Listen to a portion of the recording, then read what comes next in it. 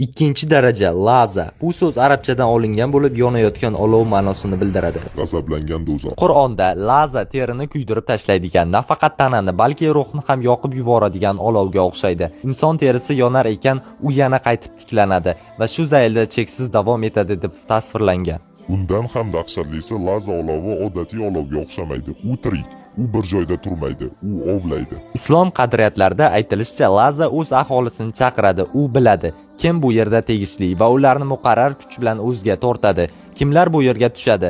Laza Allohni butunlay rad etganlarga mo'ljallangan, bilimsizlik tufayli emas, balki takabburligi tufayli. Ishonish imkoniga ega bo'lgan, haqiqatni ko'rgan, lekin yuz o'girgan, yaratganini tan olishdan juda mag'rur odamlar uchun mo'ljallangan.